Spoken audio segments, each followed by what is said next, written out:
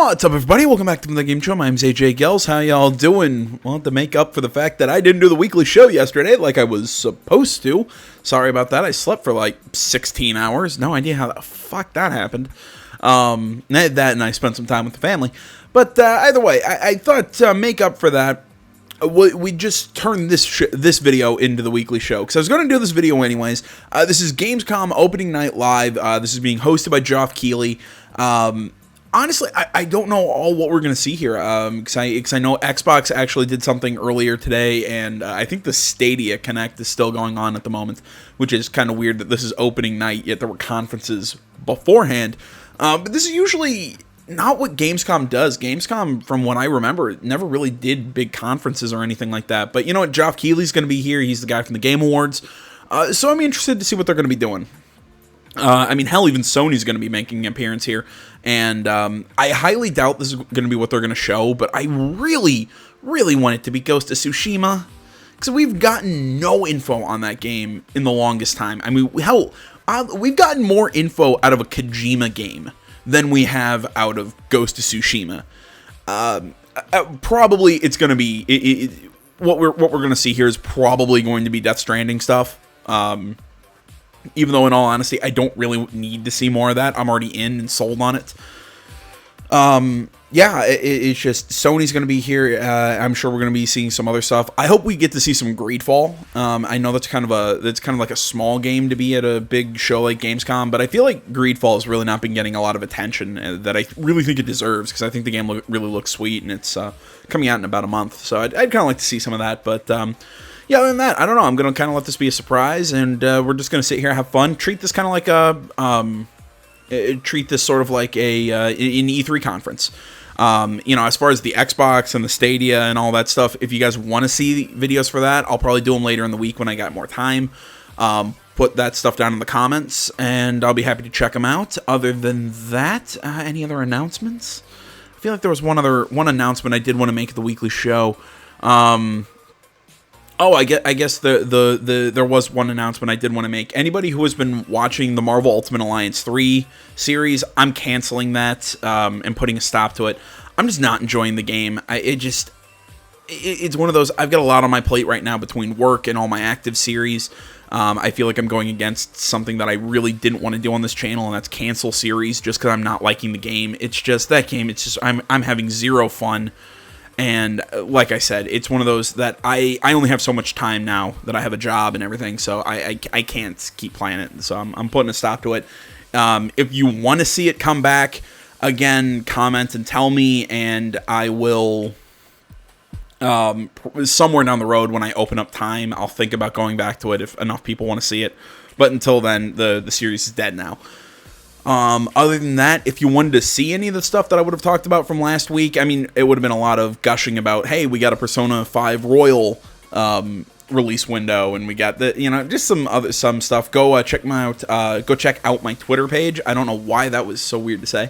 The link is in the description. You can find pretty much everything there. You know, I upload videos, I retweet articles, you know, shit like that. So go check out the Twitter for generally what I would have covered. And other than that, we'll make a cut here and hop back in when the conference starts.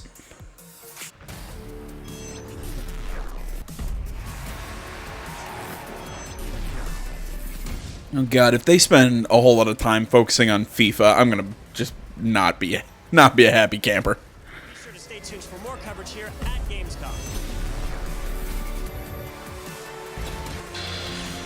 Vielen Dank, Gamescom.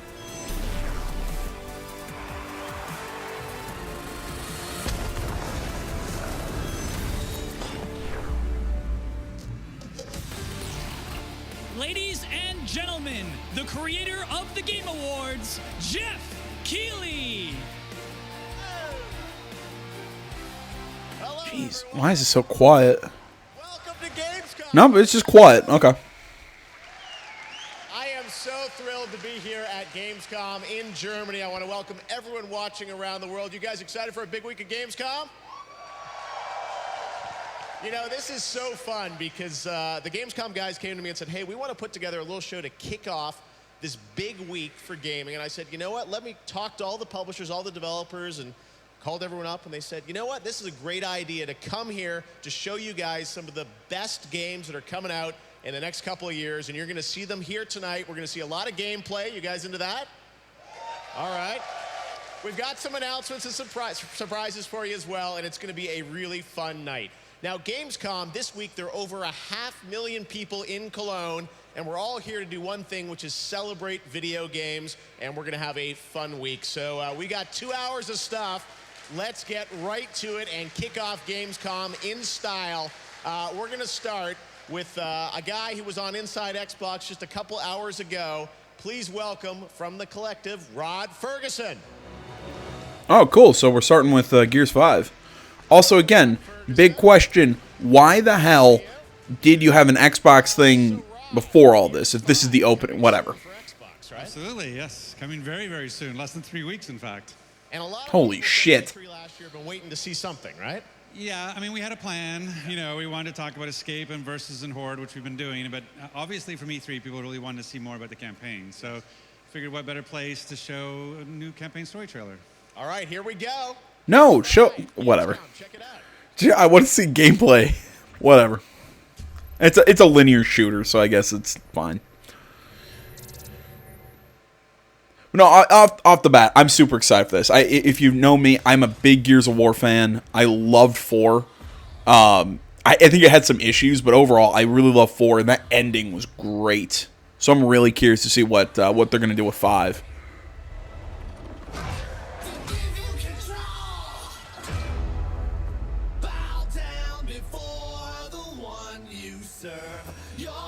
Yeah, we saw the Locust amulet that Kate's mother gave her. You find what you're looking for. Yeah. And now we need to kill it. I need you to think about what you saw in that vision. Every detail. Multiple security breaches. Old Afira ruins. External camera 16. External camera... Even that scientist looks fucking massive. Damn it. Gears of War.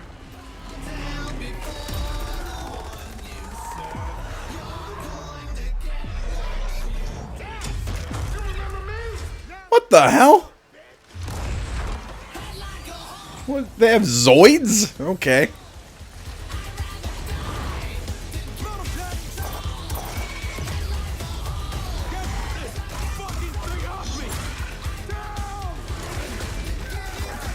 Oh my god, I'm so excited.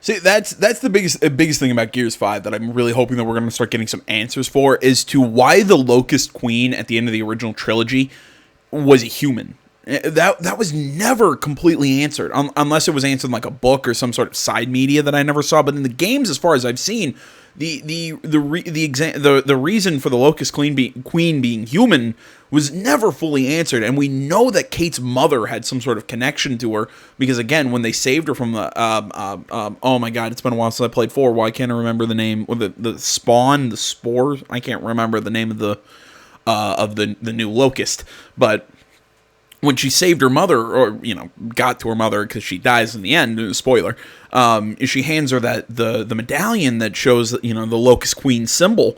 Mike, I'm so curious to know, what is the connection here? Like, why were the Locusts led by a human? I'm very curious as to the explanation for that, and I hope this game does dive into that. I mean, obviously, it's going to be playing that whole like, which side does Kate fight for? And all that, but still, I'm really curious to see if we get some questions to this answer, or if maybe they're going to wait till 6 to fully give us those answers, because really this new trilogy, or I mean, obviously this is going to be a new trilogy. Okay, sweet.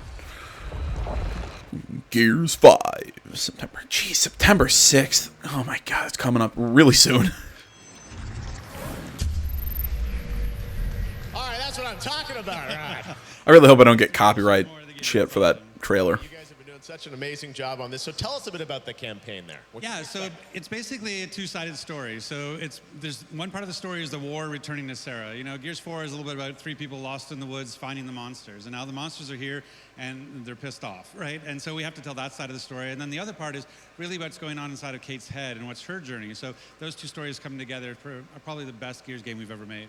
Looks truly epic, 60 frames per second. Isn't it the second Gears game you've made? But Xbox One X, whatever. so it's amazing. Yeah, looks absolutely incredible. All right, well, let's turn to something. Yeah, because the first 3 games were not done by the Coalition. They were done by Epic, from what I remember. And then Gears Judgment was done by People Can Fly, the very underrated studio that made Bulletstorm, and I still want that sequel to that game. Yeah, this is what, the second game by the Coalition? Unless I'm incorrect in there, somebody feel free to correct me, but whatever, I'm nitpicking to being an asshole. That's... You just announced a couple hours ago on Inside Xbox, which is Horde. Tell us about that. Yeah, we wanted to talk about the new Horde. So basically, ultimate abilities are the new thing in Horde. So every character has their own unique ability you can do, so it kind of changes up your play style, and everybody plays differently. Things like Kate can go invisible, JD can bring down airstrikes, and so it's per character, it's not per role. So, and even engineers will each have their own ability. And then we also have power taps, so this new thing so powers the economy in Horde, and now every 10 waves a new power tap appears. You have to decide, do we go expand our base and capture it, or do we just stay and defend? And then Jack is a playable character, and so Jack is sort of a new feature for us that is kind of an accessible way to play because you don't take cover, you don't pixel hunt. You can see him there, he's literally taking over, obviously. Yeah, his ultimate is awesome. It's called Hijack, because we love puns. And basically you shoot a dart into an enemy and then you possess them and take them over. So you're going up against a Scion with a boom shot, hijack him, and now you're a Scion with a boom shot and you get to destroy the enemies with that. Looks so cool. Interesting. Jack, as I understand, is also going to be playable in campaign. That's correct, yeah. So we're a 3-player co-op, split screen on the couch as well, not just online. Yeah. And so Jack is the 3rd player, or it can be your 2nd, however, but one of the 3 is Jack. And then, like I said, it's a great way for people who can't wall bounce, don't know how to take cover, that kind of stuff. It's like if you want to introduce somebody to Gears, getting them to play as Jack, the ultimate support friend who comes around and can heal you, can make you invisible, can go find weapons for you. Like, he's awesome. Okay, and also you announced, back to Horde, Yes. that there's a crossover between Halo and Gears coming? Yeah, well, we figured Terminator Dark Fate is not enough. You know, God. 100 is great, but what if we have Halo Reach coming to Master Chief Collection? We figured why not have Halo Reach come to Gears of War? Yeah. So we've got Kat and Emil and the original cast members, like brought them back from 10 years and said, back in the studio you go. We need this, you know, and so they're playable in Horde, playable in Escape, playable in Versus. So you get, if you have the Ultimate Edition or an Ultimate Game Pass, you get them plus all their customizables. Oh, okay. At Gamescom, I got super nervous there. I was thinking that they were going to make a crossover game and bring Gears of War into the Halo canon, and I was about to just completely give up on Gears of War. No, okay, so they're just bringing characters. Okay, that's better. I don't need to completely burn all my Gears of War stuff. of course, and fans don't have to wait long to play it either, right? No, and in select stores in North America, you can actually go to your local Microsoft store and play Horde this week. Okay, well, that's very cool, and Yeah. the game is coming out in just a couple weeks, right? Early September? Yeah, September 6th for Ultimate for early access, September 10th for regular, and you know, a little like Gears Pop is out this Thursday, so if you want to get Gears sooner and in your pocket, it's out there. All things Gears. Well, speaking of Gears, I want to congratulate you because we're announcing tonight that Gears 5 won the Gamescom award for Best Xbox Game. So you and that's have done an amazing. amazing job on that. So Thank you. congratulations. Thank you very much. Yes, That's amazing. Yeah, well, good for them. So, great stuff. And we don't have to wait long to play it, as I said, coming early September for Xbox and PC. Coming up really fast, and I can't wait to see everybody online playing. Awesome. Rod, I appreciate you making it all the way here from Vancouver. You guys are just finishing up the game, and thanks for coming to your first ever Gamescom. My first Gamescom, so and my first time in Cologne. It's been amazing. The people are amazing. The fans are awesome. So having a great time. Awesome. All right, Rod Ferguson, everybody. You know, I'm still really sad that they're focusing so heavily on the online component of Gears of War, because to me the game is never really an online game. I mean, yeah, I knew it had multiplayer and everything, but still, to me, Gears of War has always been more about the story than it was anything else. I'm afraid of a Call of Duty situation happening, that it's going to take away from the story, that all of these resources are being put into its multiplayer to make it a good competitive game. There's even a pro league out there, I believe, for Gears. That it's just, it makes me, like I said, it makes me worried as a massive fan of the story of Gears of War and the plot and everything, that they're going to take all of that and now the plot and everything is just going to sit behind and be all about the multiplayer. I mean, I know it's not going to be like a yearly release thing and do exactly what Call of Duty has done, but again, I'm afraid that I'm always afraid that we're gonna see that happen. But all in all, no matter what though, I can't be not excited for Gears 5. I'm still very excited for it, and really I can't wait to play it on the channel. And what they said in a couple weeks. Gears 5. Thanks, Rod. All right, well, that's a game you know about, but tonight we do have a couple surprises for you with brand new things that haven't leaked anywhere, and we always love to surprise people. So take a look at this announcement of something brand new. All right, come on. What do we got? What do we got?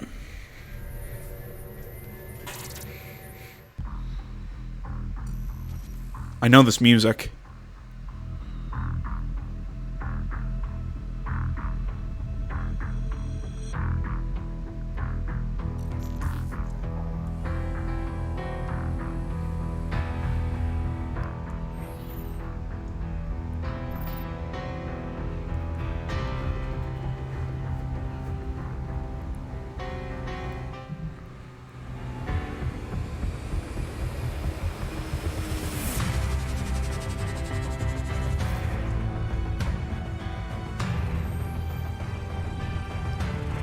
Holy shit, game. Stop teasing me. Come on.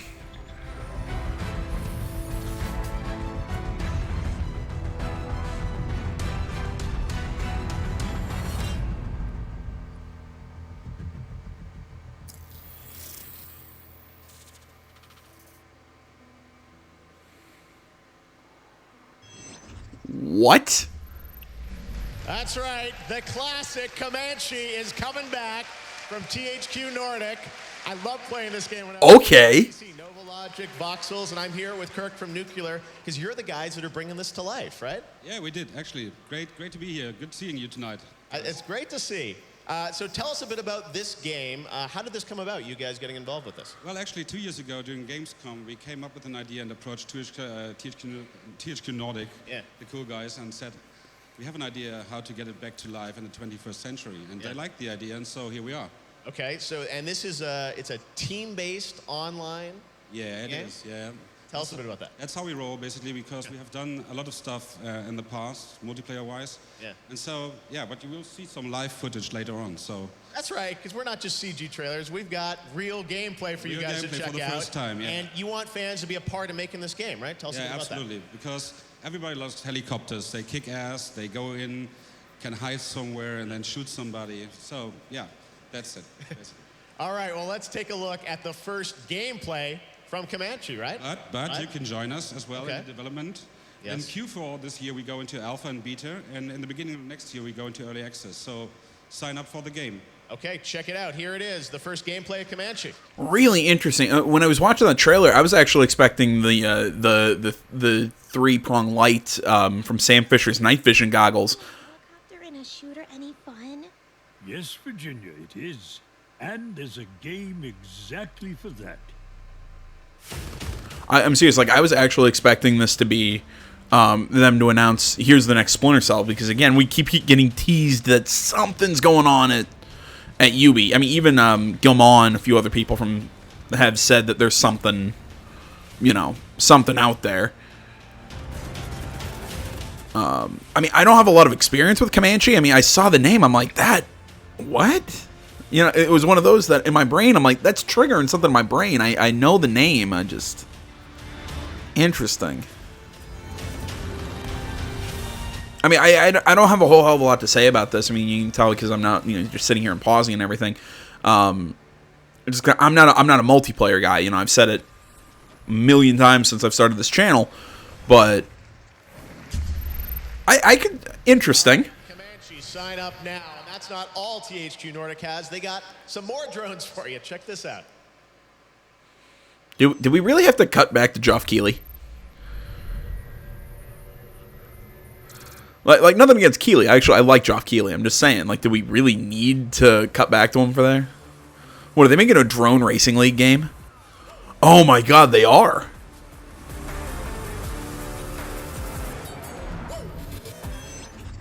Oh, that's cool. I'd get that, in all honesty. All right, announced last week was Need for Speed Heat from EA, and everyone's been saying, when do we get to see real gameplay of it? Well, tonight's the night. Please welcome from EA, Riley Cooper. Come on up, man. All right, a few things, because one, we got info that apparently Need for Speed Heat won't have loot boxes, so hopefully the progression system is going to be a lot better than it was in the last game. I'm hoping for a more traditional, you earn money through completing races, and then you can go into the garage and fine tune your car like a normal Need for Speed game. But all in all, the microtransaction stuff, again, I retweeted an article or two about that throughout last week, so you can go check out my Twitter if you want to find exactly what I'm talking about. But the thing I'm most excited about for this game is that we're continuing these, what looks like more narrative-based Need for Speed games, because I loved Need for Speed Payback. I'm kind of hoping that this one continues from Payback. I haven't actually heard the audio for the trailer, but I've seen the trailer. It was one of those, I scroll through Twitter when I'm at work, when I'm on break. So, I haven't had a chance to actually watch the trailer in full, but all in all, I'm really glad that we're seeing these narrative Need for Speed games continue. Again, two of my favorite Need for Speed games were Most Wanted and Carbon, and I'm talking Most Wanted back on the PS2, not the Most Wanted that they later released that had no story. I loved that one with the live action cutscenes. Carbon was really good. So I'm really hoping that this is going to be a true return to form for those old school Need for Speed games. I could be wrong. I haven't looked into the game a whole hell of a lot, and I'm also really hoping that they're going to continue the story that Payback started, because I think Payback left itself in a little bit of a cliffhanger. But all in all, I loved Need for Speed Payback. How you doing? Good. Glad to be here. All right, so Need for Speed Heat, we saw the announcement last week. Tell us a bit about this game. How is it new or different for Need for Speed? Well, it focuses on the core experience of street racing and modified cars at night with cops. And to this, we've added sanctioned racing by day to keep that experience fresh and help explain why all these races are in town. All right. Interesting. We want to see. You guys want to see the gameplay? Shall we do the honors, Riley? Let's do it. Let's see the game. Check it out. Need for Speed Heat. Interesting.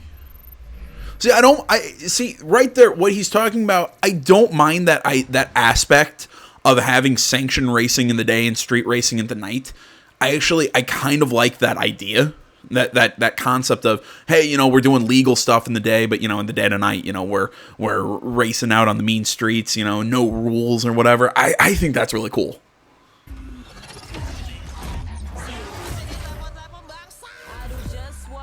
Welcome to Palm City, a fresh world with new customizations and the return of cops.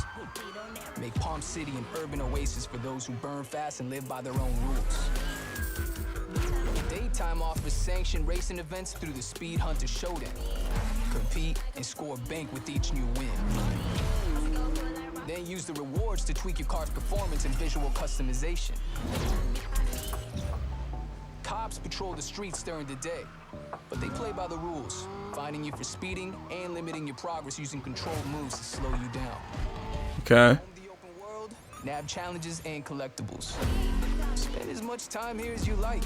When you're ready, switch into night. Build your rep by competing in a list. The more you win, the more your heat will rise and the more rep you'll gain. But having all eyes on you comes with a price. Cops are on another level at night. And you'll become a target as your heat level increases. As it gets higher, they'll ratchet up their efforts to stop you. Unleashing again, the heat aspect, I keep going back to Need for Speed Most Wanted, but again, very similar mechanic to what we saw in Most Wanted. I haven't seen stuff for a story yet. I'm still, from the cutscene, from what I've seen in the trailer, words are hard. It really does look like there's going to be a narrative here, but I like this idea of rep and bank and everything, that you can actually really customize your vehicle and everything like that, that it's not going to be loot box progression. I hate loot boxes as a progression system. I don't mind them if, hey, we're going to have loot boxes. Even for guns or whatever in multiplayer, because it's a little different in multiplayer, but for like a story progression, it makes no sense, at least in my opinion. I know you can argue with me that no, loot boxes make no sense ever, but again, I just generally don't care, because again, I'm not a multiplayer guy. It's one of those that I understand loot boxes. I've never loved them, but I understand them. I won't get in the whole loot box argument right now, but I like how it's going back to a very simple, you win, you make money, you tweak your car, rinse, repeat. I like that simplistic idea when it comes to Need for Speed. And rhinos take you down. With coordinated efforts that adapt to the situation, push it too far, and they won't hold back.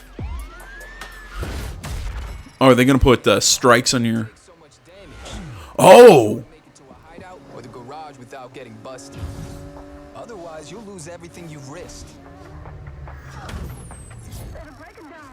Step into your garage where you can tune your setup to your life. See, I was actually going to ask. I mean, like, are they going like full like LA Club or Midnight Club, whatever those games were by Rockstar, that your car can only take so much damage before its performance starts to drop, and then you get totaled. I keep going back to Need for Speed Most Wanted, but are you going to have like strikes on the car? So if they catch you so many times in that car, they're going to impound it or something like that. There's a lot of things you could do with this idea, and God damn it, I'm actually getting really excited for this game. Pick a car and make it your own. We've replaced the speed cards from Payback. You can now unlock parts by building up rep at night and use the bank you've earned during the day to level up your ride. Yeah, okay. Every car can be transformed into a custom whip. The revamped material, it's more traditional. The dynamic range of style combinations, while the new exhaust tuning system gives your ride a bark to go with this bike. Oh, I love how you can even change the sound of it. Oh, that's neat. Oh, sweet. Avatar to represent your style in Palm City. For the first time ever in Need for Speed, you can now customize your favorite rides through an app. Download Need for Speed Heat Studio today. All right, guys, expect a lot of really bad Hawaiian shirts. For an early access into car customization. With weekly car drops, a full line of custom parts, and a wrap editor, you can now build your custom ride and connect your account to push it directly into the game. Get the app and show off your Need for Speed style today. All drive will be available at launch. Crew up with your friends, or let us pair you up with others so you never ride alone. Your crew's rides will be displayed in your garage, so you're always up to speed with their latest creations. Nah, I'm fine driving alone. Boards and challenges are tightly connected to the crew, so push each other to be the best and get a one-up on the wall. Every day is danger. Every race means risk. Another chance to lose everything you've worked for, or to gain something more.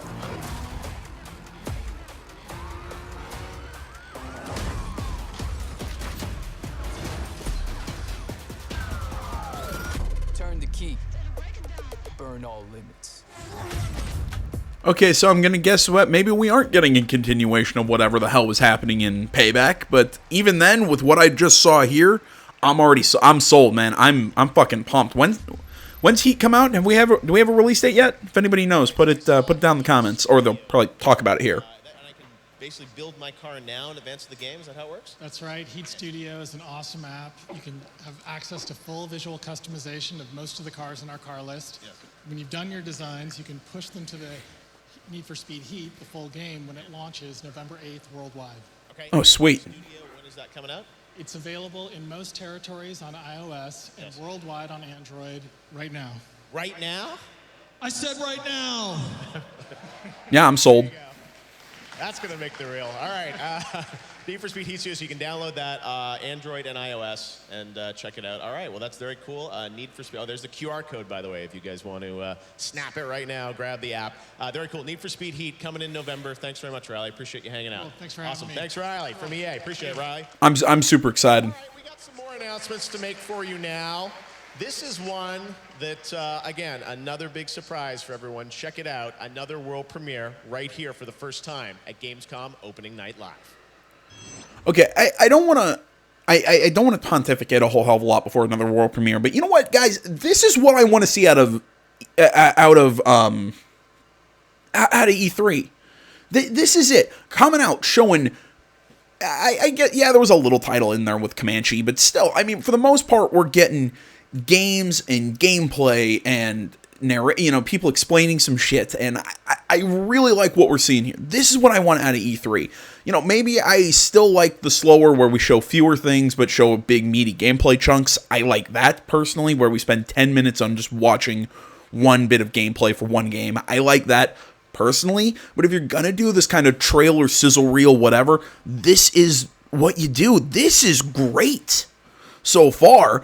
I'm loving the shit out of this. This beats almost anything we saw at E3 this year. E3 this year, in my opinion, I think it just sucked, but whatever. I'm really digging this, man.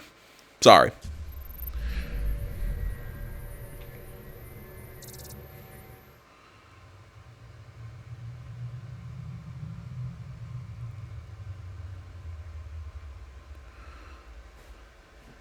What is this?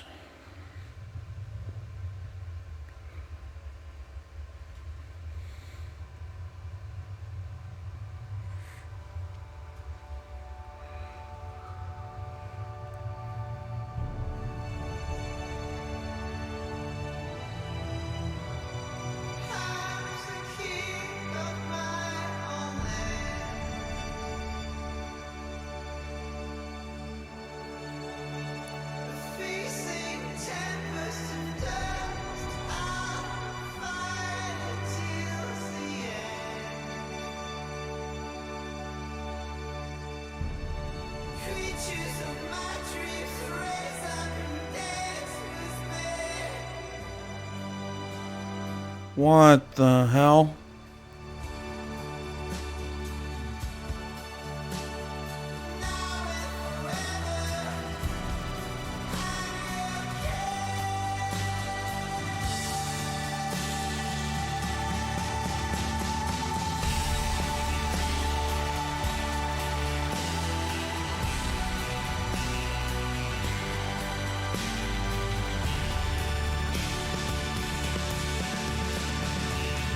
What the hell is this? Like, I can't tell if it's extremely adorable or if I should be really annoyed.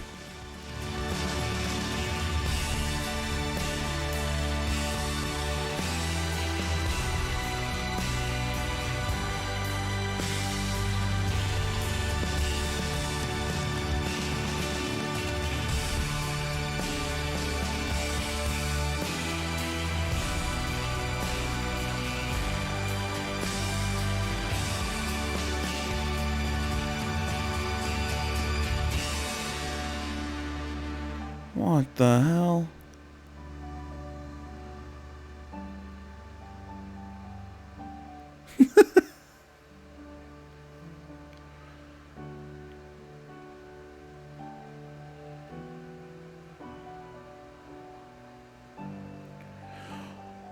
Okay, okay. Those things look so familiar. Kerbal Space Program. Okay. I didn't play the first one. Was it good? Anybody?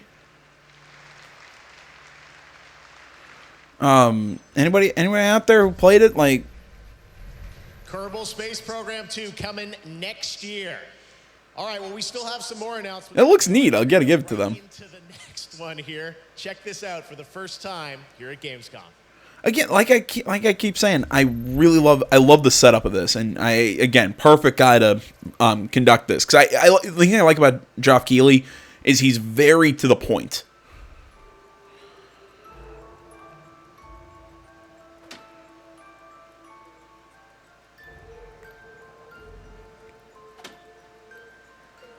Oh, they were doing so well not showing these weird kind of like side-scrolly art house games, but oh well. What the fuck?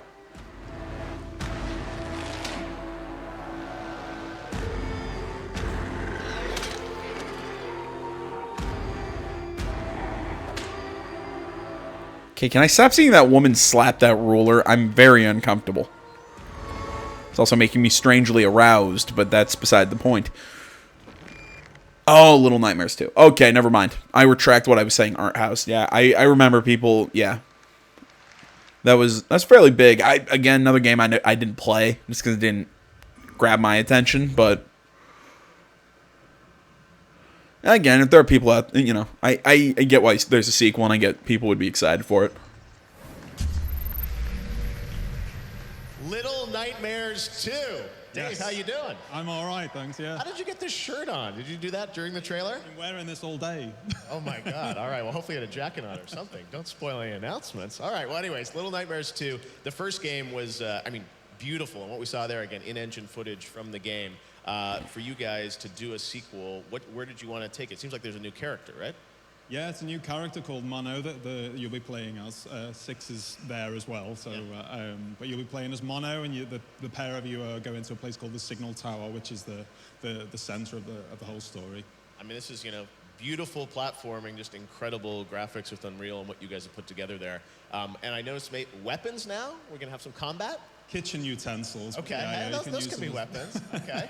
So is this going to be a little bit, is it even darker? I mean, is there combat a big part of this game? It's a part of the game, but it's just another part of the balance, really. I mean, you're never really going to be Rambo in our kind of game, but you can try your best to stay safe. Yeah, well, it looks absolutely incredible. Such a cool announcement. Was it clear you all... Real quick, I don't want to cut off Keely here. Am I the only one who is looking at that going, it screams so much like that, oh my God, was it Unbound? I can't remember the name of the game, the one with Yarny. It just reminds me more of that side-scrolly platforming. Again, not for me, but I get where people like these, and I don't know why I just paused. I guess I'm just pausing to be an asshole. Gonna keep going there? There we go. We always wanted to, yeah. We also had to kind of convince people that we weren't ever going to make another one, so we could have a nice surprise like this. But now we've got, as you can see from the trailer, you're outside now, so you're not free, but you are outside. So there's like places like the wilderness and like an abandoned shack, and then we've got these sadistic teachers and the hunter, and like you say, ladle combat. Looks incredible. We can't wait to see more of it, and you'll have, I'm sure, more to share at Gamescom and in the months ahead. Yeah, absolutely. All right, well, what do you guys think of that? Little Nightmares 2 announced right here at Gamescom. Thanks so much, Dave. Great to see you.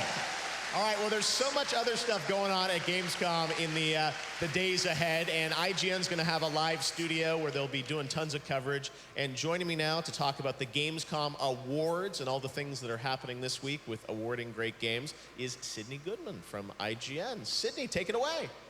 Well, thank you, Jeff. With me is none other than Mark Healy, Creative Director at Media Molecule. Mark, you and your team won Best Original Game and Best Sony PlayStation 4 Game for Dreams. Congratulations. And second... Okay, I've talked about this every time Dreams is talked about or brought up. How the hell is Dreams a game? It's basically a creation tool where you make your own game. It's just...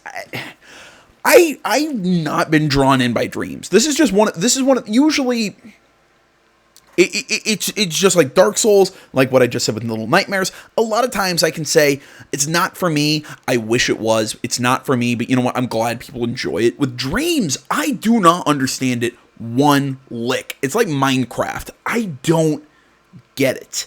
Maybe it's just because I have zero creativity in my stupid brain, but this idea of, I'm going to have fun making something. No, and it's not even like I don't like to cook, or I don't like to, I dabble in writing. Haven't done it in a long time. It's just because I have trouble finding the time to do it.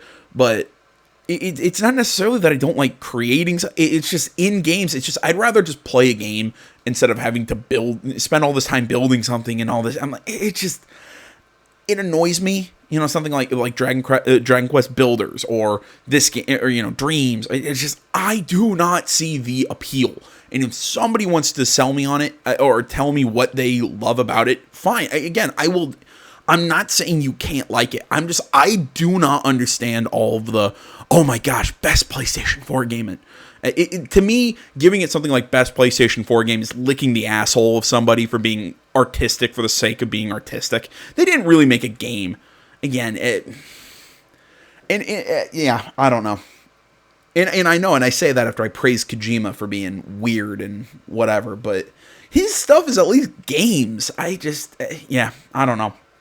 Oh, and I looked it up. The game I was thinking wasn't Unbound, it's Unraveled. I don't know why that was so hard for me. How are you feeling? Well, that's fantastic. I'm very happy. I'm sure that the team will be very happy about that. And I'm just relieved, actually, that we've managed to get this far, because it's been a long road. So I should probably say thank you to Sony for letting us take so long to get here. And really importantly, I want to thank the community, actually, who are obviously the lifeblood of Dreams, and they've blowing us away constantly, so thank you. Well, right, because without people to build shit, your building tool would be completely useless. Speaking of community, you and your team have been in early access since April. How has it been seeing players create and explore in Dreams? Oh, it's humbling, because there's just so much talent out there. And I'll say it again, explore what? There is no end game. You're not trying to accomplish anything other than just building something for yourself, for other people to enjoy. Again, maybe it's because I'm a selfish prick. I just don't get it. And naming something like this best really kind of pisses me off. And it's because there are other really great games. It was like when fucking Overwatch won Game of the Year. Whatever. I'm done. Waiting to break into this industry, you know. So it's it's really exciting watching people get better and better day by day. There's already some superstars in the community, so yeah, it's just going to get better. Awesome. Well, congratulations again, and back to you, Jeff. Thank you, Sydney, and congratulations to the Molecules. Such a great game that's empowering creators around the world. All right, now our next game is one that has been announced, but everyone's been wanting to see gameplay on it. Well, tonight we got the first gameplay for you. Predator Hunting Grounds from Ilphonic and PlayStation. Check this out for the first time. We saw this at a State of Play not too long ago. Not an original idea, in all honesty. I mean, it's Predator, but it's... Oh, great. Like, licensed music. It's basically Evolve with the Predator. Because it's a 4-man team fighting one guy who's the Predator. You know, it's like the Friday the 13th game. It's a cool idea, sure. It's just, it's...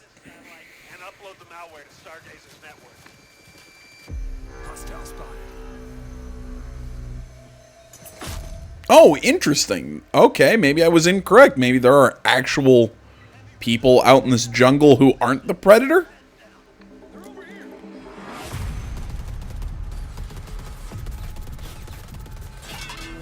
Interesting. Okay, you know what? I take back whatever I just said. It looks like there is more depth here.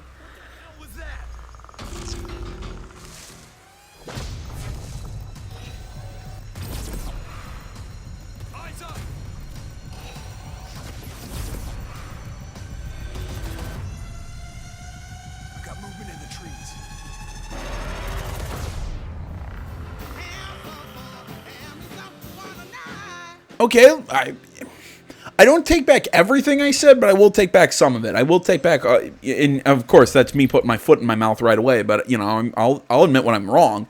But I don't know. Again, this is one of those that seems really cool in the beginning, but I don't see this having legs. You know, I don't see this lasting a long time. Talk about this. So you guys did Friday the 13th. Yes, sir. How do you go from there to Predator? Well, we were just kind of sitting around, and someone decided to throw out the idea, and we really didn't even have to think about it or brainstorm it. We all just knew instantly what the game was, so it totally made sense. You had to get the license. You had to pitch it, I guess. Yep, went to Fox and then Sony after, and here we are today. So it's pretty amazing.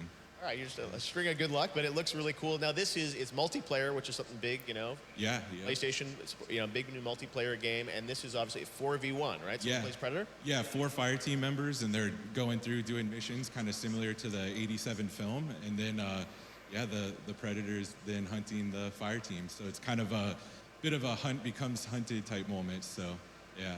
And between, obviously, you got to balance it out, so it's fun to be on the team or the Predator. But tell us about that balance. Oh yeah, so we're, it's always something we're doing kind of until the finish line, but it's really fun to play both as the Predator or the Fire team. So right now there's just a ton of competition in the office, so we have a lot of fun with it. Awesome. I know it's sort of early alpha, so you guys are here at Gamescom, showing it to media, and coming next year. Yeah, pre-alpha and sometime next year for sure.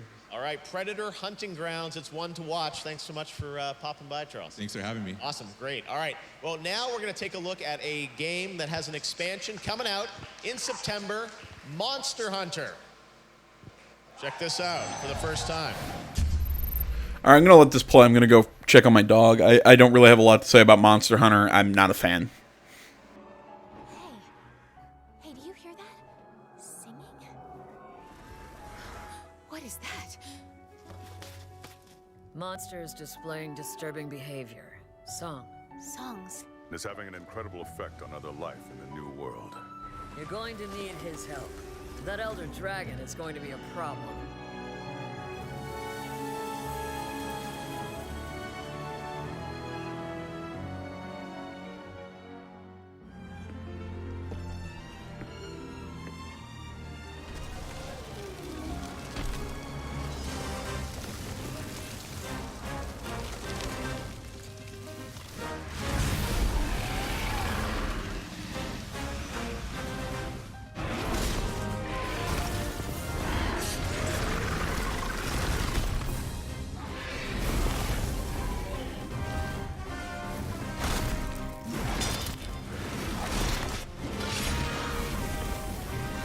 Yeah, I'm back. I don't know what the hell my dog was barking at.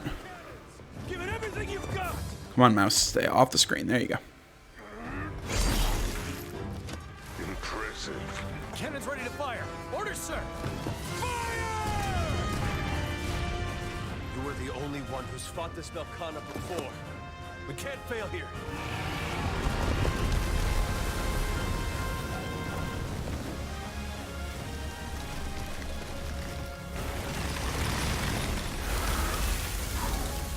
Now she's barking again. I don't know what the hell she's barking at.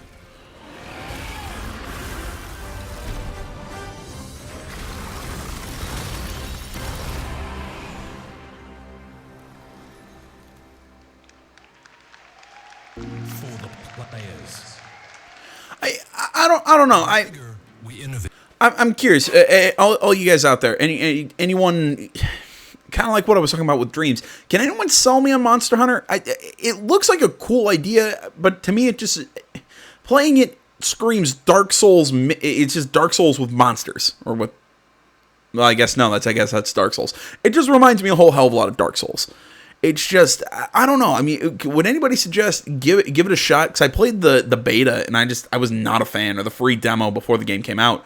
I mean, is there anybody out there who'd say, AJ, really try it and give it a little bit of time and maybe it'll grab you? I mean, is there anybody out there can tell me that and tell me, yeah, it's worth giving it a shot? Because I don't know, man. There's something about the game that draws me to it, but at the end of the day, I'm just like, it's just not for me gameplay wise. Whenever I've tried bits and pieces, but again, is there anybody who wants to tell me that seriously give it a shot and stick with it, and it'll whatever. We take risks. We strive to create games you've never played before. This time it's self-published. It's without compromise. It's PvE, it's PvP. It's a new genre. Welcome to the cycle. Well, a PvP PvE game that's not a new genre. That's been done.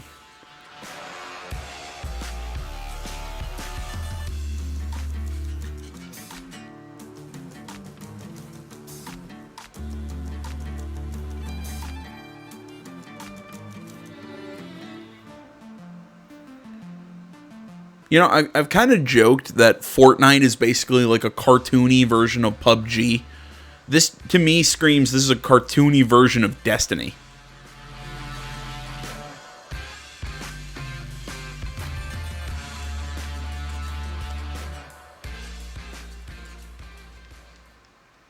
Okay.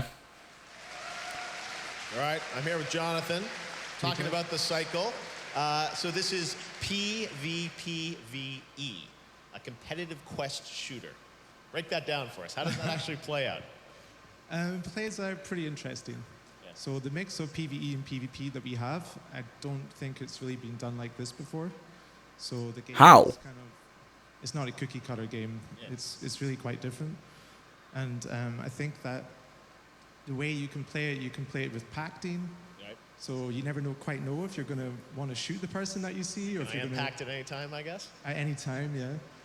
But it's a game that you kind of have to play to get, Yeah. and you can. It's out on the Epic Game Store. Yeah. It's a free download, Yeah. and yeah, try it out. Let us know what you think. Awesome. And you guys are doing this independently, which you guys have done lots of games for lots of publishers before, but you're kind of striking out independently. Why did you want to do it that way? We're taking quite a lot of risk with the cycle, Yeah. to be honest. It's quite innovative, and that's not really for everyone. So, and we after 20. I mean, I keep asking you guys to come out and tell me where's the innovation here in what we just saw. Like, if you're going to come out and say this is extremely innovative, well, show me the innovation. Show me how it's innovative, because because his explanation there makes no sense. It does not look innovative at all. It's like I said, it looks like a cartoon version of Destiny. Maybe there's some like the Hunt Showdown in there. It basically looks like, okay, so what? Me and a bunch of other people are going to go into an area and we're all going to have our own little task to complete. There's enemies, there's, AI controlled enemies, and then we can run into each other and shoot each other, but it doesn't have anything to do with our mission or whatever. This idea seems to me like it's been done plenty of times before. Again, show me something kind of like the Predator game showed me something that initially I'm like, oh, okay, this is just a new version of Evolve or the Friday the 13th game. Actually, not knowing that it was by the Friday the 13th developers. In all honesty, that's bad on me. But then we actually see, there are AI enemies there. Oh, okay, that's a little different. Still basically the same concept, but a little different. Okay. And then I'm looking at this, and I'm just like, this screams like I've played this game before. Again, unless somebody out there's got something for me that says, well, no, this is how it's different, but I don't see it. Explain this, dude.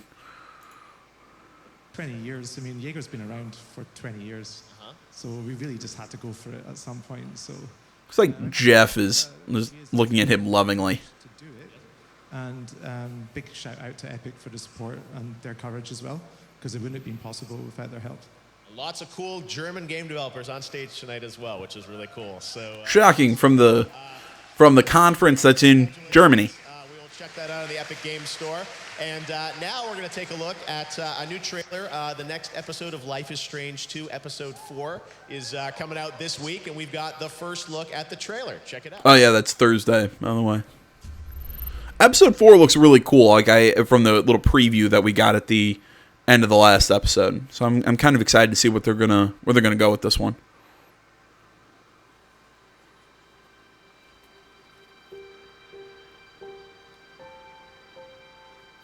I keep having these nightmares since I came out of the coma. Nowhere to go. What do I do now? I'm so different now. I don't even recognize myself. Remember, you gotta do this. 4 times a day, I won't forget. I let everybody down. I lost Daniel. Where would he hide out? We have a lot of people looking for your brother. This is where I am. For how long? It's been over 2 months. The Bureau put his profile out over 4 states. Interesting. You might spend the rest of your life in prison, or you can talk to me. We gotta be careful now. How would I even find him? Is the whole world out to get me? Nobody will stop me.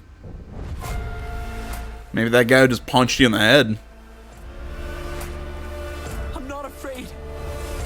Oh, we're making him that edgy because he's gonna have an eye patch. It's all I can think about.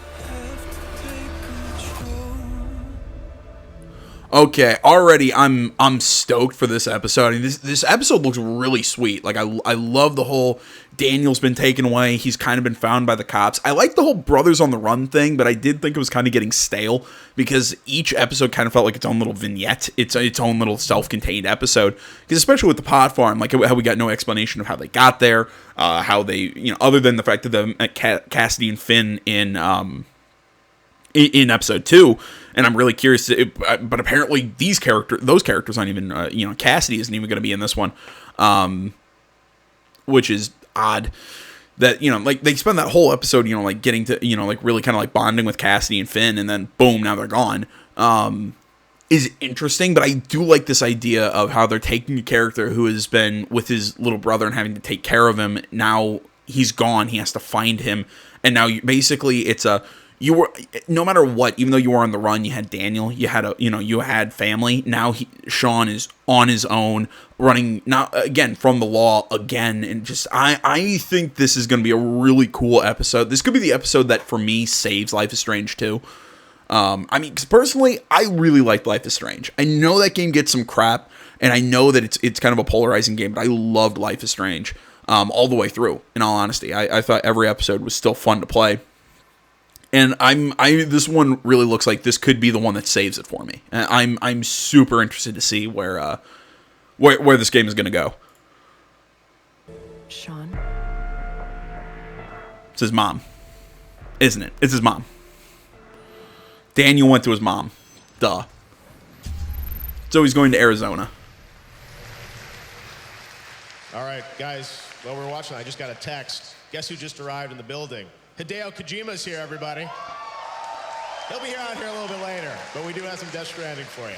All right. Good. But right now, we're going to get to another new game announcement. Sega and Amplitude are teaming up to introduce a brand new historical turn-based strategy game. What if you could rewrite and reimagine the entire history of humankind? Check out this world premiere. Okay.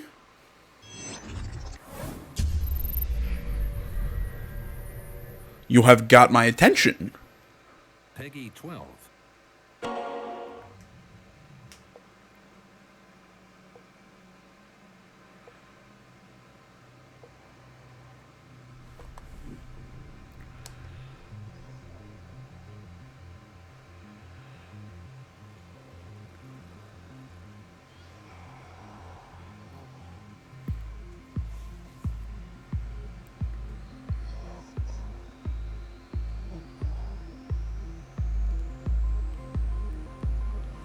These cavemen sitting in a...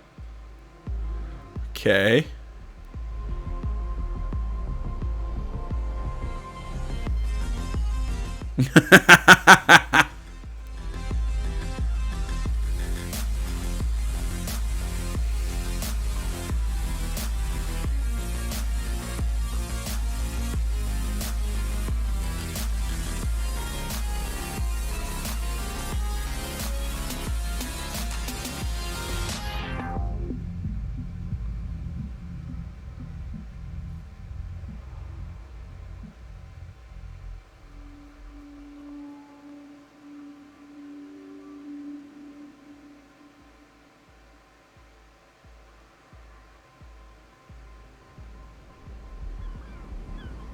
All right, I was about to say, you come on, show me something here. Don't just make me...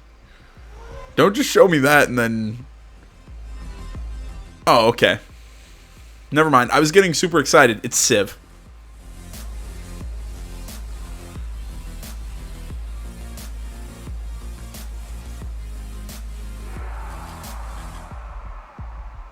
Okay, I was getting I mean, don't get me wrong. I'm gonna buy it, and I'm in. You know, with that. But Civ. That's what I mean. You can even see with the hexagonal. I think that's what it is. You know, the grid. It's Civ. Like I was thinking it was gonna be something. I don't know, a little something else, but I don't know. I'd still give it a shot. My excitement was super high, dropped a little bit, but it's still excited because I love Civ. I don't know. I'd like to see what they're gonna do with it. All right. Now it is time for Borderlands 3. You guys ready? Oh God. Oh, I love the enthusiasm. All right, please welcome from Gearbox, Paul Sage. I don't know why. I've just seen so much of this game. I'm just ready to not see any more Borderlands 3 until I play it. Borderlands stuff going on, but we don't have to wait much longer for this. Coming in September 13th. So let's talk Borderlands 3. First of all, the campaign. I know last week a lot of previews went up. Influencers, press got to play it. So we got a little footage of campaign we're going to talk about first before we get to talking about the end game, which we're very excited about. But tell us a bit about the campaign and sort of what you guys have shared recently on Borderlands 3. All right, so we showed off about 4 hours of just the beginning gameplay where you start on Pandora. Yeah. And then we moved on to Eden 6, which is a new planet we've never showed off before. And we tell this kind of heartwarming story of 2 AIs who fall out of love, and one AI who's a jilted lover takes and shoves the other AI just straight up into a pink plush bear who is voiced by none other than the charismatic Ice-T. There you go, Ice-T. All right, in Borderlands 3, of course, right? Yeah. Now, you've got obviously amazing characters playable with Flak. I mean, people are super excited about what you've shown kind of on campaign. And the thing, though, that everyone is always curious now, I know it's kind of silly to be talking about the end game before the game's even out, but folks want to know, what's the challenge? What can you tell us about the end game for Borderlands 3? All right, so all this week and probably next week and a few more weeks, we're going to be talking about endgame. Yeah. The first 2 things we're going to talk about, the first one is called a Circle of Slaughter. Okay. We're bringing back Circle of Slaughter from Borderlands, right? And it's just this wave after wave survival mechanic of fighting off enemies. And the cool thing about this is that, the more you survive, the better your rewards are. Mm-hmm. And there's more, though, right? There is more. Okay. So we're announcing something called Proving Grounds. Okay. Okay, Proving Grounds starts off with the Iridians, Yes, right? we got footage here, right? Yeah, we're showing off, a little bit of the Proving Grounds here. Yes. Okay. And the nice thing is you have to go throughout the game and discover Iridian writing. This is this ancient alien race. Yep. And then you find the coordinates to planets once you kind of decipher all these things. And then you find out that you can take a mission from this Iridian that you see here, and the mission has different objectives in it, right? So it's got one, which is kill everything, because Borderlands. Of course, yeah. And then it's got optional objectives, like don't die. That a little monkey with a revolver. In a certain amount of time. I like it. So you I can see all that, yeah. Yeah, you can see the optional objectives right here. Yep. And then the nice thing about the optional objectives is that if you do those optional objectives, at the end we have a chest, and the loot gets better, how the optional objectives play out. So if you're really good, you'll get the best loot in the game. Super replayable, obviously, for people to kind of it's all about replayability at this point, yeah. Awesome. Well, that's amazing. And so time-based, obviously, going through there with you and your friends and having an amazing time. So this, obviously, the Proving Grounds, this is one map. Are there multiple Proving Grounds, obviously? Yeah, there's about 7 different Proving Grounds scattered throughout the game. Or actually, sorry, I said 7, I meant 6, but words. Okay. I'm sure there'll be more down the road. Right. But all right, so that's, and I'm sure there's probably even more in game, or? There's all sorts of in-game. Again, like I said, we're going to talk about it more. We have something called Guardian Rank, which is if you play Borderlands 2, it's like Badass Rank 2.0. Yeah. We'll be talking a lot about that. So yeah, a lot of stuff coming up. All right, well, we don't have to wait long for Borderlands 3, but it's so awesome to see Proving Grounds. And when can we check it out, Paul? You will be able to check it out on Friday the 13th. That's September 13th, 2019. I hope everybody is there. Oh, yeah, and I'm sure you're going to have it playable here at Gamescom, so everyone will be checking it out, right? Yeah. All right, Borderlands 3, the guys from Gearbox. Paul, thank you so much Thanks for again. kicking off Gamescom with us. Really appreciate it. All right. I mean, I feel bad. I really don't. Like I said, I'm kind of a little Borderlands 3'd out. Like I'm ready for the game to be out and kind of get my hands on it. But yeah, I'm still really curious because I wanted to play through the Borderlands trilogy before Borderlands 3 happened. That's obviously not going to happen because there's no way I have enough time to finish all of those games. Especially with something as good as like Fire Emblem Three Houses that I keep talking about, and that game is so fucking amazing, and I just want to keep talking about it. I love that game so much. And Borderlands 1 is, honestly, it's really boring the hell out of me. I'm not saying I don't enjoy it. It's just I'm like, wow, this game really I don't get why I liked it so much in the past. I don't know. Like, I'm curious to you guys. Like, would you suggest after I finish 1, because I could probably finish 1 in another little, with probably just one long-ass recording session. If I finish Borderlands 1, would you then suggest going right into Borderlands 2 and then, I should be good for Borderlands 3? Do you still want me to do it in chronological order? Do you just want me to, after 1, just then play 3 and then play the pre-sequel in 2 and I'm just curious from you guys, like what, how would you suggest playing through the series? Like, 'cause I don't want to put off Borderlands 3. I want to play Borderlands 3 at launch. So, like I said, I can finish Borderlands 1 and maybe one of the sequels, but I'm not entirely sure about that. If I'm going to be able to accomplish that, but I'm curious from you guys, like how you would suggest playing through the series. So now we've got a cool new game to show you guys, and this comes from a German studio, and sometimes we get pitched indie games for Game Awards or even Gamescom, and sometimes we get trailers that just blow me away, and this is a game that you may not have heard of before, from a studio that you may not know about, but take a look at this. I was really impressed with this trailer, so we're so proud to announce this brand new independent game made here in Germany on opening night live. Check this out. Let me know what you think. I was really impressed.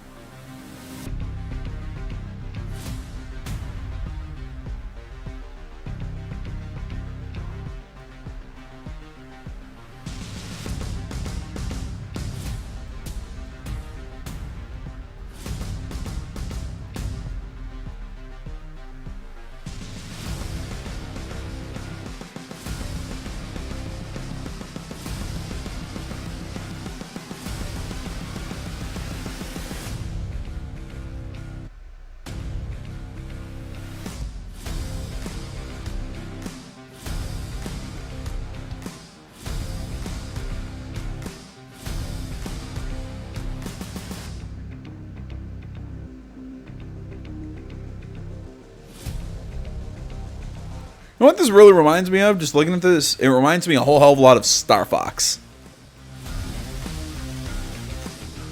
I got a feeling that's what it's supposed to remind me of, but...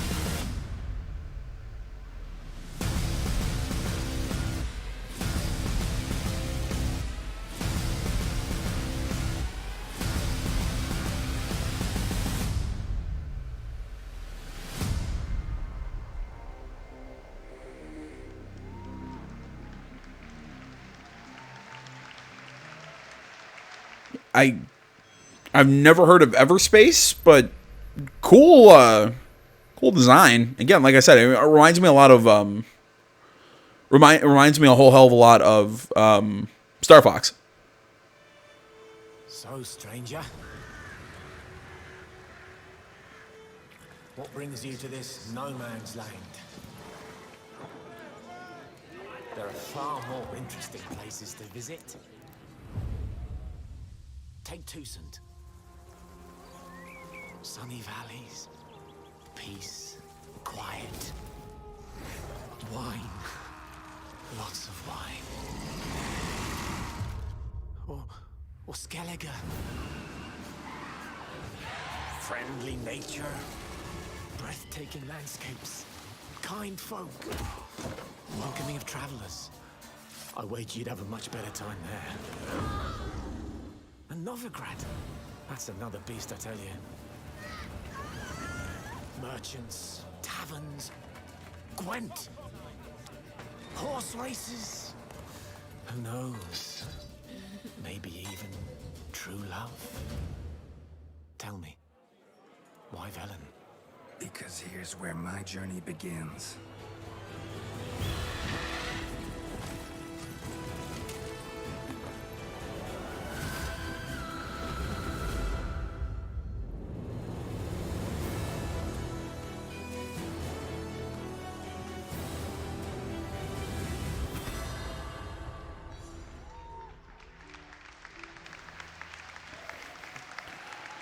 You know, with how much I love Witcher 3, you'd think I'd be way more excited for that than I am. Witcher 3 Switch announced October. And I'm sure in the past I've said really good things about that and how cool it is, but in that I've even considered buying it. But no, now thinking about it, no, I'm not.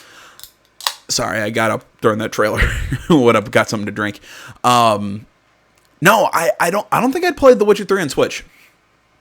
In all honesty, just because I had the complete edition on PS4. It's going to look better. I think it's going to play better. Yeah, I mean, it's a cool idea if you haven't played The Witcher 3 and you have a Switch. I'd suggest it because the game's amazing. The DLCs are amazing. Just definitely play The Witcher 3. But for me, nah, not for me. But definitely, if you, again, I keep saying, if you haven't played The Witcher 3, fucking play it, man. It's so good. 15th, that's the announcement of the release date for that.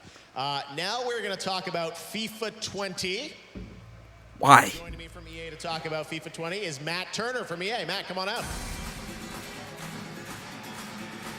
Hello, Matt. Hey, man. Good to see you. So FIFA 20, kind of a big deal, especially over here. Everyone loves FIFA. Tell us a bit about the new Volta. What is Volta in FIFA 20? Yeah, well, Volta Football is really all about celebrating something that our fans have been asking for. I mean, we've been honing a deep and authentic experience for the 11v11 game for a long time. You know, bringing you your favorite squads and clubs and players and stadiums, but we understand that for millions of people all over the world, their stadiums are streets, they're cages, they're courts. And those are the spaces where they can express themselves and bring their creativity to the game and sometimes even influence how a professional game is played. So we really set about creating a fresh and deep and authentic experience with the street football flavor and bringing that creativity and style to the game. We have a refined gameplay experience. We have a brand new customization experience where you can really choose what your character looks like and how they play and what they wear on the court. And with all the ways that you can play Volta football with Volta Story included, which you're going to see here for the very first time in a minute. Yep. Oh, interesting. And that depth of the real life street football experience is what you're going to see all over Volta football in FIFA 20. And I know we saw in the trailer that we're going kind of around the world, right? We're going to Eiffel Tower, other places, yeah. Yeah, that's right. So you're going to create your avatar. You get to test your mettle against some real legends of street football. Yeah. And then you're going to create your squad and try and go out there and recruit your best team to try and take a shot at the most prestigious award in street football, which is the Volta World Championships hosted in Buenos Aires. But you're going to play in 17 locations across 5 continents. So Tokyo Rooftop, in the shadow of Table Mountain, shadow of the Eiffel Tower, overlooking the New York skyline. So all these locations are brand new and really fresh and unique to FIFA 20. Awesome. All right, well, you brought a clip for the first time, a premiere clip from the story mode. What are we... Okay, interesting. So it looks like there's going to be I've been really curious if the Journey was going to see another season. I thought that Alex Hunter's story was going to get stale, and I was curious of really where they're going to bring this. So I kind of like this idea of this new story, and depending on how they do this kind of reminds me of oh my god, I can't remember the game. I mean, yes, wasn't there like a FIFA Street edition a while back? I remember that game, but that's not what I'm talking about. There was a basketball game not too long ago, not NBA Jam. I can't remember the name of it. In all honesty, that had kind of like a rags to riches story of this. It was like street basketball that you played against like a lot of pros, and it was a really interesting thing of the game that I could think that they could kind of do something sort of like that in this. As soon as they said FIFA 20, I'm like, oh god, what are we gonna see here? But no, this is already. I'm actually more intrigued by this than I already thought I was. And this is actually coming from a guy I've actually in recent years really kind of come to love the FIFA games. But this is really actually kind of making me excited for a FIFA game, not just interested in it. What are we going to see? Yeah, well, you're going to get to create your avatar and really see how they look and how they play on the court, and obviously spend a lot of time on the pitch. But you're also going to get to experience Volta football through the story, play in tournaments like the Adidas Tango League, and one of our legends, Kotaro Tokuda, is going to give you a little taste of his world championship winning routine in Tokyo. And like any adventure, you're going to make some friends along the way and maybe a few enemies too at the same time. All right, well, let's take a look at a premiere clip from FIFA 20 Volta coming in September, right? Yeah, you want to check it out at Gamescom right now, you can. If you want to get your early hands on it, it's going to be on EA Access and Origin Access on September 19th, and for the rest of the world on September 27th. Awesome. Cool. All right, let's check it out. FIFA 20 world premiere clip from Volta Story. Thanks, Matt. Why don't you sit down, please, for once, and just take it in. Hey, Jay. This is like promo stuff, you know? Cool.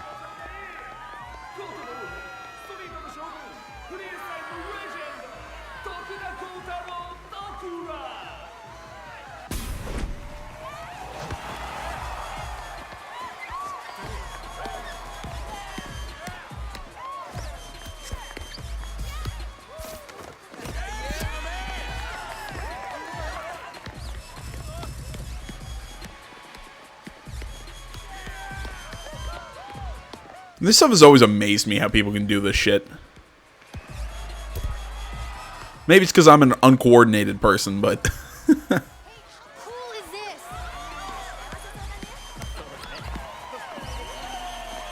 Well, like, the fact that, like, people can do this stuff just blows my mind.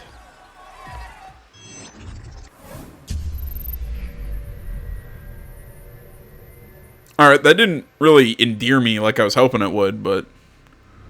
Like I said, I initially when they said, oh, we're going to show another version of... Or, here's a new trailer for FIFA. I'm just like, oh, God. But no, that actually grabbed me, I gotta say. Well, me too. You'd think we'd learn. No, all in the name of progress, right? They say there's always something better. Burn the old, bring in the new. Well, how'd that work out? Risked our whole future. And we trusted them. And now we fight them any way we can. For what?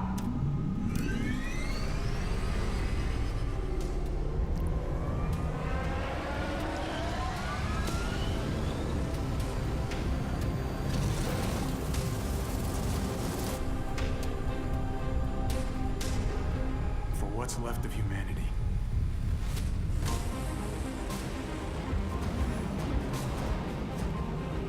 What is this?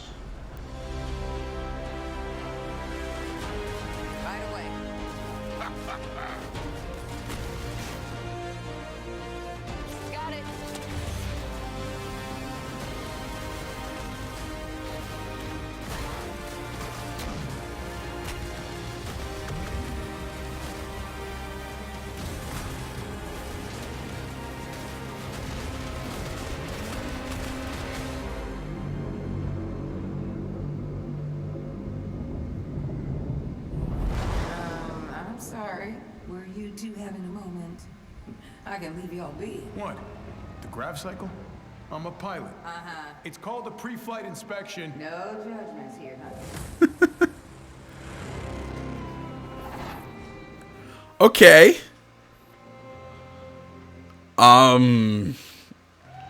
Curious.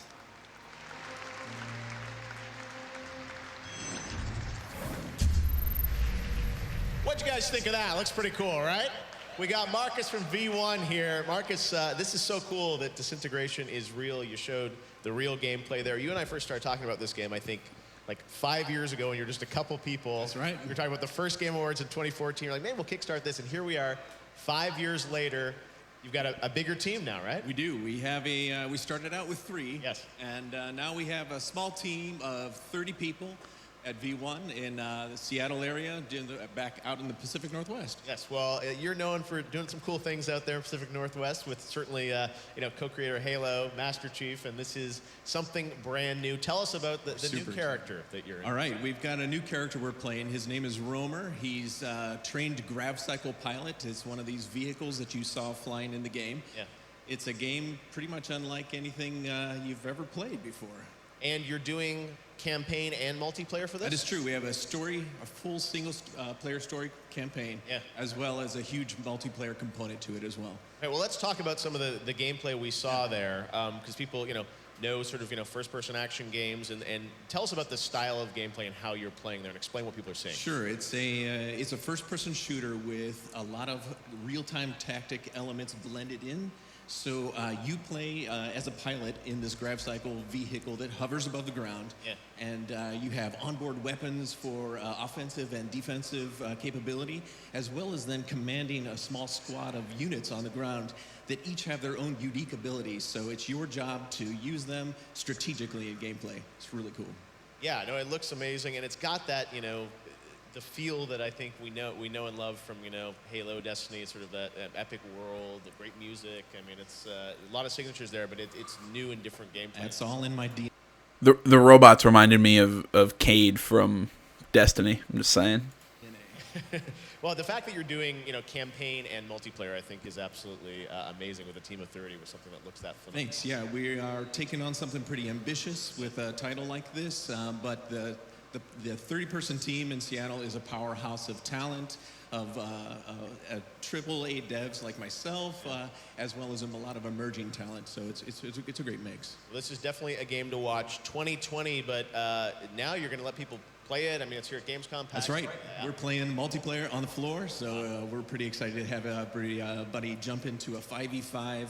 Pretty frenetic, a great experience on multiplayer, so it's pretty great. I love you guys announcing the game, letting people play it right here at Gamescom. It looks phenomenal. Good luck with it. Hopefully we'll see more of it soon. Thank you. Integration, Marcus and V1. All right. Awesome. Appreciate it. Thanks, Marcus. All right, now we're going to take a look at a trailer for Darksiders Genesis coming out later this year. Oh, that's right. I forgot about this. The weird sequel to 3 that's not going to be like any of the other Darksiders games.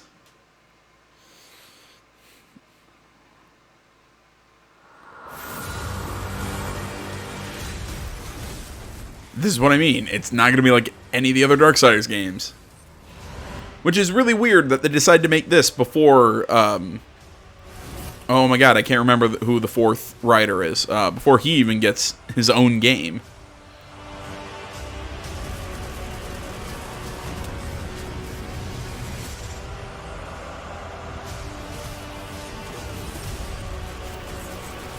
So War, Death, and Fury all got their own, but the 4th writer, nope, he doesn't get squad.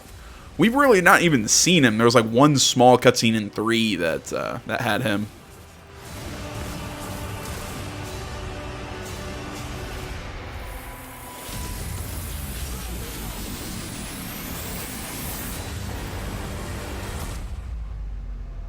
Okay.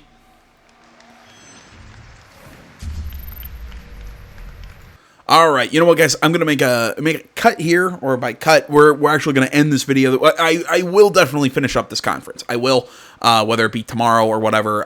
It's just I've got some stuff I got to do right now before I go to work, and you know, this has ended up being way longer than I thought it was gonna be. And if I just, basically, if I sit here by the time I'm done making comments, edit and everything, it's just this video is going to be way too long. It's going to take forever to upload, and I'm not going to have anything to do with the stuff that I have to do before I go to work. So either way, we're going to close here. Stay on the lookout probably for tomorrow for the second part of this video. I want to say, as always, guys, thank you so much for watching. Facebook, Twitter, the website, minds.com. Links, all this stuff is down in the description below. Like, comment, you're not already, please subscribe to the channel.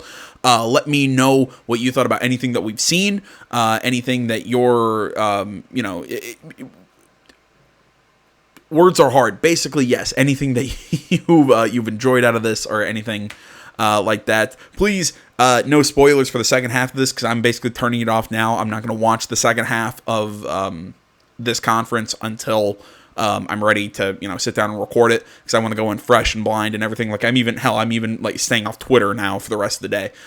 So if anybody, you know, like I said, no spoilers. Words are hard. Thanks for watching. I'm going to close out because I've got somebody standing in my doorway right now urging me to finish this up. Thanks for watching, guys. Until next time, my name's AJ Gels. This is Something Gaming Channel. Like, comment, not already. Please subscribe to the channel. Like I said, social media is in the description.